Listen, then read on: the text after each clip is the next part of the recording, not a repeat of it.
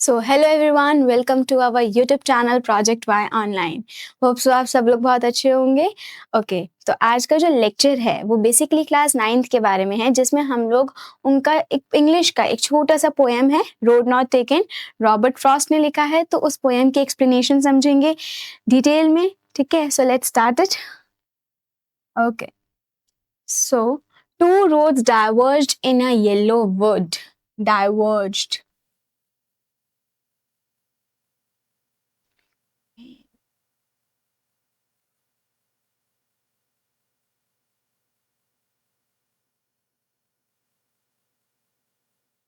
To roads diverged in a yellow wood. What does diverge का मतलब क्या होता है? डाइवर्ज का मतलब एक ऐसा पॉइंट जहां पे दो रास्ते आ रहे हो, है ना। टू पॉइंट्स जहां पे रोड जो है वो डिवाइड हो रही।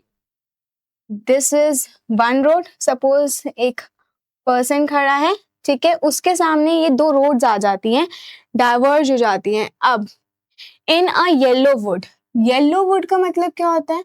एक ऐसा रोड, एक फॉरेस्ट जहाँ पे ऑटम सीजन लाइक आता था, जैसे ऑटम सीजन आ गया है तो येलो कलर की लीव्स हो जाती हैं, तो वो डिकम्पोज्ड लीव्स की बात हो रही है यहाँ पे। And sorry I could not travel both, और मैं उन दोनों ही रोड्स पे तो ट्रैवल नहीं कर सकता। एक ही इंसान हूँ, एक ही रोड पे जा सकता हूँ ना। या तो मैं इस रोड को चूज करूंगा या तो इस रोड को चूज करूंगा, है ना। And be one traveller long I stood, and सिर्फ एक ऐसे ही एक पर्टिकुलर इंसान हूँ जो मैं एक ही रोड्स को चूज कर सकता हूँ। And look down one as far as I could to where it went in the undergrowth. So what is this meaning?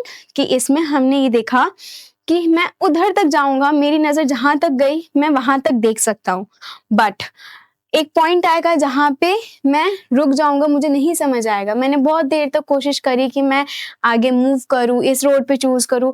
जैसे कि हम लोग, एक एग्जांपल लेती हूँ मैं, लाइक हम क्लास 10th में जब आते हैं ना, क्लास 10th, हमारा क्लास 10th का एंड चल रहा होता है ना।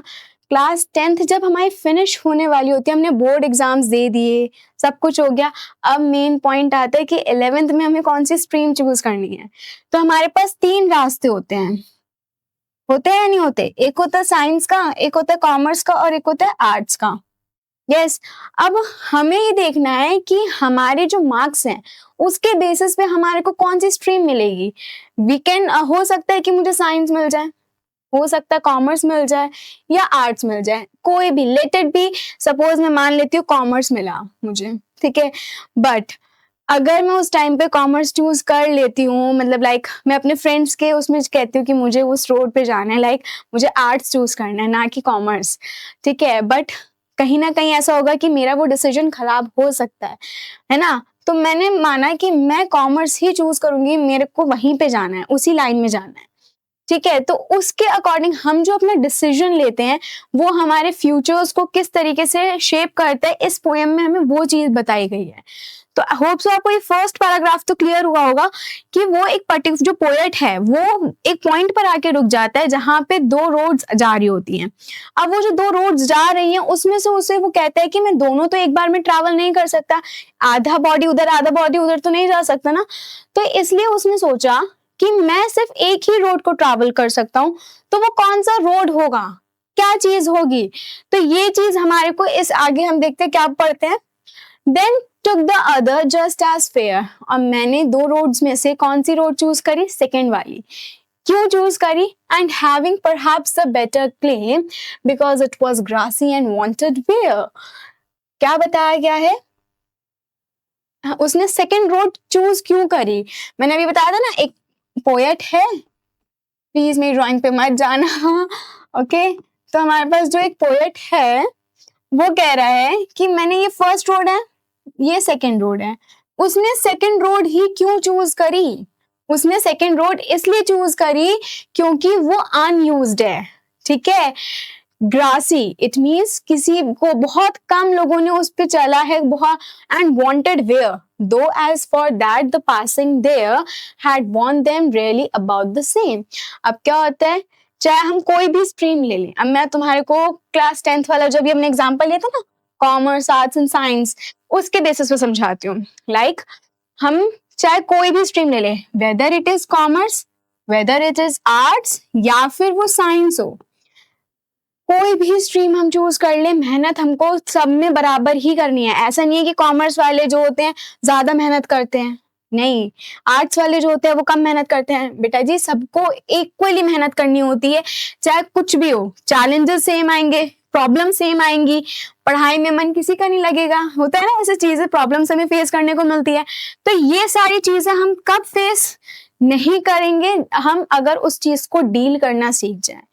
ठीक है, अब वही चीज वो बता रहा है, अगर मैं सेकंड रोड मैंने चूज करा है तो मैंने एक चैलेंज लिया है ना, हो सकता है कि फर्स्ट वाली रोड मेरे लिए ना बनी हो, मैंने बहुत देर तक सोचा वहां खड़े होके कि मेरे को फर्स्ट चूज करनी है या सेकंड, बट मेरे माइंड के हिसाब से जो मेरा अंदर का इंट्यूशन बोल रहा है वो ये कह रहा है कि मुझे सेकंड ही चूज करनी है।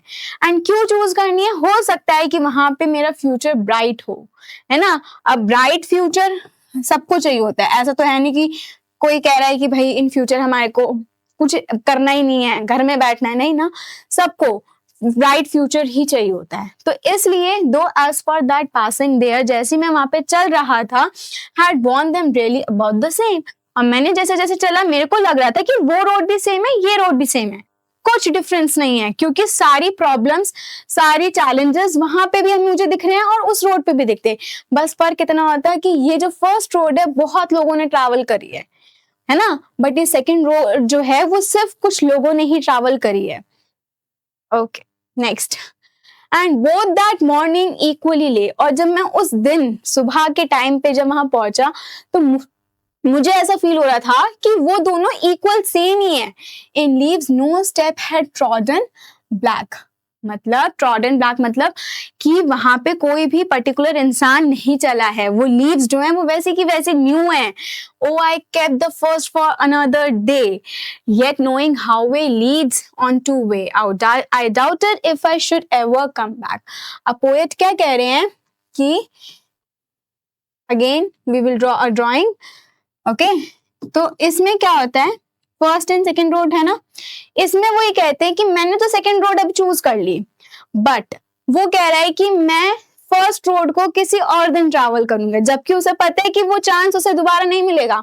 अब एक नॉर्मल सी बात है, जब आप कॉमर्स या आर्ट्स में से सपोज आपने कॉमर्स चूज कर लिया, ठीक है, क्या आपका मन था कि मुझे आर्ट्स चूज करना था, लाइक आपके फ्रेंड ने चूज किया इसलिए मुझे आर्ट्स चूज करना था, बट क्या आपको 11th में वापस आने का मौका मिलेगा जब आपने 11th पूरा खत्म कर लिया, 12th में आप आ गए हो, 12th भी हो गया, कॉलेज में आ गए, तो क्या पॉसिबिलिटी है कि आप दोबारा 11th में जाके आर्ट्स चूज कर लो? नॉट एट ऑल, आप नहीं जा सकते। आपने जो फ्यूचर के लिए आपने चूज करा है वही चीज तो आपने देखा है ना, तो वही चीज कह रहा है कि मैंने फर्स्ट रोड जो है वो छोड़ दिए पहले के लिए कि किसी और दिन मैं ट्रैवल करूंगा, बट सेकंड रोड में अभी जब ट्रैवल कर रहा हूँ तो उसमें जितने भी चैलेंजेस हैं, प्रॉब्लम्स है, उसे मैं फेस करूं।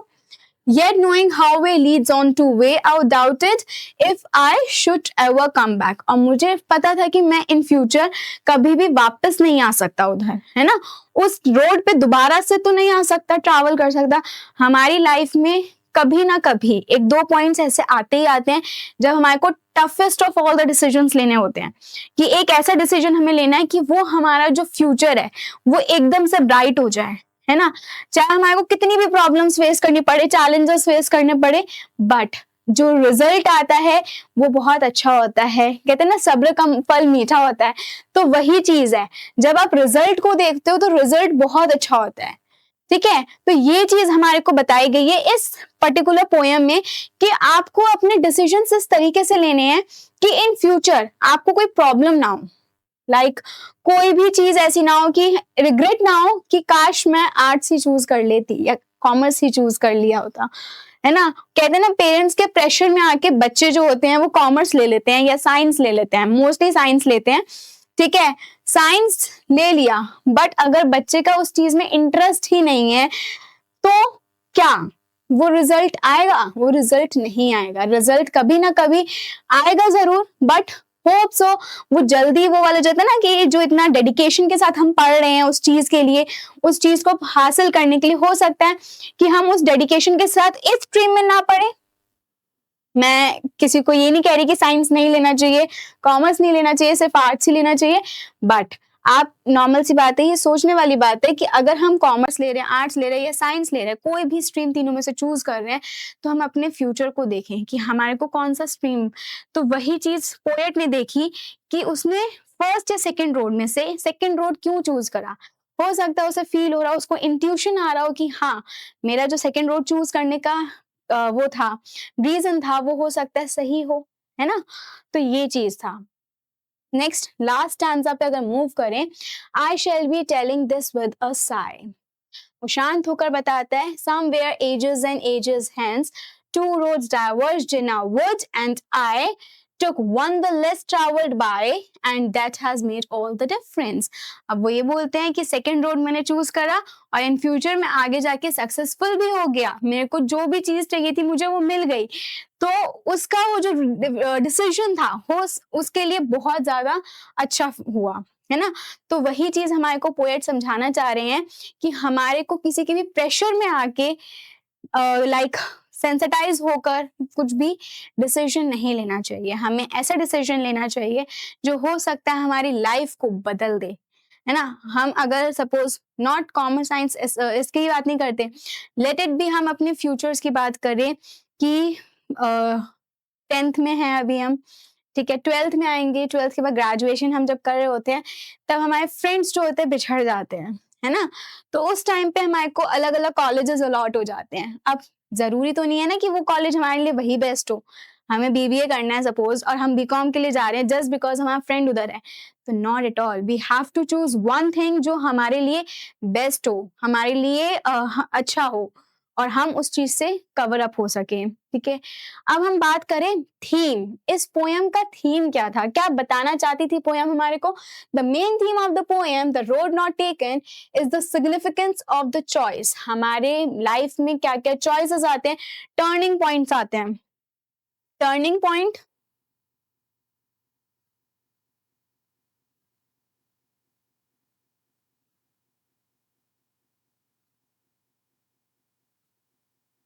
टर्निंग पॉइंट्स आते हैं, ठीक है?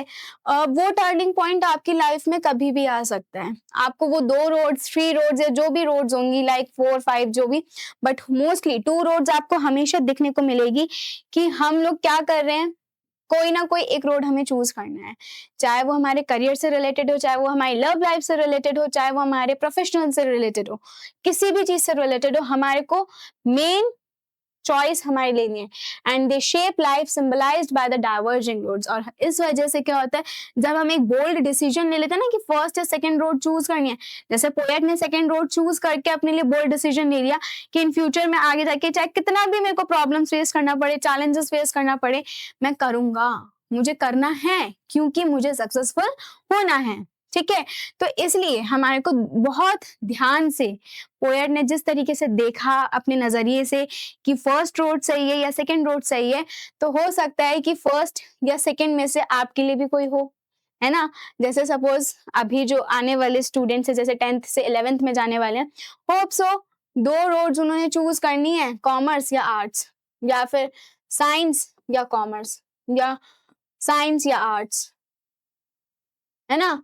तो हो सकता है उन दोनों में से 3 हमारे पास डिसीजंस होते हैं, या तो हम कॉमर्स चूज़ करें, साइंस चूज़ करें या आर्ट्स चूज़ करें, है ना? तो वो हमारा डिसीजन डिपेंड करता है कि हमारे मार्क्स, हमारे जो भी इन फ्यूचर हम करना चाह रहे हैं, क्या वो हम सक्सेसफुल हो पाएँगे उस चीज़ में, ठीक है? The poems explores the difficulty of making decisions with incomplete information. Of course अगर हमारे पास इनकम्प्लीट इन्फॉर्मेशन है, हमें हमें हमारे को अपने पे ट्रस्ट नहीं है ना? तो हम लोग इन फ्यूचर कुछ भी डिसीजंस नहीं ले सकते। हमेशा हम दूसरों के हिसाब से चलेंगे फिर, चाहे वो हमारे पेरेंट्स ही क्यों ना हो, चाहे वो हमारे फ्रेंड्स ही क्यों ना हो। According to this poem, our life is a series of choice and these decisions significantly shape our future। अब इस पोएम के अकॉर्डिंग हमारा जो लाइफ है, चॉइस की सीरीज है, लाइक बहुत सी चॉइस हमें करनी होती है। जब हम लोग 10th में आते हैं, तब मैथ्स को डिवाइड कर दिया जाता है स्टैंडर्ड और बेसिक, दोनों में से कोई एक चीज चूज करनी है। तो मोस्टली वो टर्निंग पॉइंट होता है ना एक तरीके से, या फिर 10th के बाद जब हम स्ट्रीम्स चूज कर रहे हैं, वो तो मोस्ट इंपॉर्टेंट टर्निंग पॉइंट है आपकी लाइफ का। करियर की बात करें, हमारे को कॉमर्स के बैकग्राउंड की, अगर क्योंकि देखो कॉमर्स के बैकग्राउंड में या तो आप बैंकिंग में जाओगे या तो प्रोफेशनल कोर्स में जाओगे या फिर गवर्नमेंट एग्जाम्स की प्रिपरेशन करोगे, है ना? तो ये सब चीजें होती है। साइंस में आईआईटी कर लोगे, इंजीनियरिंग कर लोगे, मोस्टली डॉक्टर लाइन में चले जाओगे, तो बहुत सारे चॉइसेस होते हैं। अब हमारे को क्या चूज करना है वो डिपेंड करता है कि हम किस चीज के लिए कैपेबल हैं। हमारा डिसीजन कितना इंपॉर्टेंट मायने रखता है, ठीक है? अब हम समरी पढ़ लेते हैं एक बार, क्या कह रहा था। The poet says that once he was walking down the road, जैसे वो रोड पे चल रहा था तो क्या होता है, वो एक फॉक, एक पॉइंट पे पहुंचता है जहां पे दो रोड्स डाइवर्ज हो रही होती हैं, दो रोड्स आ रही होती है। He could walk over one of the path only. अब हमें पता है कि वो सिर्फ एक ही पाथ पे मूव कर सकता है। He got confused over which path he had to choose. अब वो कंफ्यूज हो जाता है कि मुझे कौन से रास्ते को चूज करना है ना? हमने पढ़ा अभी, he took time to choose the right path. अब क्या होता है, वो थोड़ा समय लेता है कि मुझे ये चूज करना है या फिर दूसरा पाथ चूज करना है। One path was greener than the other path. Greener का मतलब क्या था? अगर अभी हमने पढ़ा था ना ग्रीनर वर्ड, ग्रीनर का मतलब था कि वो अनयूज्ड है, वो रोड जो है अनयूज्ड है, मतलब बहुत कम लोगों ने ट्रैवल करा उस रोड से। The greener path indicate that it had not been used much, ज्यादा यूज नहीं करा गया उस पाथ।